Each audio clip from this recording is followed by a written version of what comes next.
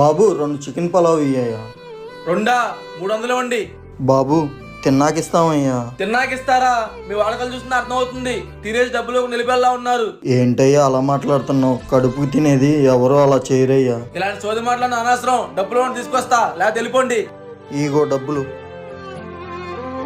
తమ్ముడు ఒక చికెన్ బిర్యానీ తీసురా అమ్మా. సరే సార్. చాలా ఫాస్ట్ గా తెచ్చావు. ఎంతకి నువ్వు తిన్నావా అమ్మా? ఇది బిజినెస్ టైం కదా సార్, తింటాం కుదరదు. ఇంకా చాలా టైం పట్టిద్ది. ఇంత టైం అయితే ఎలాగా? ఆరోగ్యం పాడవద్దు, వెళ్ళి తిను. అమ్మో, సార్ చూస్తే చాలా మంచోళ్ళ ఉన్నారు. టిప్ ఎక్కువ ఇస్తారు. బాబు కొంచెం పెరుగు చట్నీ తాయ్యా. పెరిగి చెట్టి తిన్నారా తాగుతున్నారా? అయినా ఒక్కసారే పోసేది, అన్నిసార్లు పోయిరు. ఇదిగోనయ్యా 150. Sir tip sir. ఏంట్రా టిప్పా? మీ ఓనర్ నీకు జీతం ఇవ్వట్లేదండి. డిప్పిలు నీ ఓనర్ని. అయ్యో వద్దులే సార్, మా వాంటర్ వస్తే నా పని పోయిద్ది.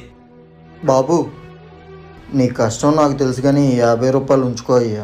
ఎప్పుడు ఎవరిని చులకం చేసి మాట్లాడొద్దు. ఎవరి స్థాయిలో అంటే ఎవరికి తెలియదు.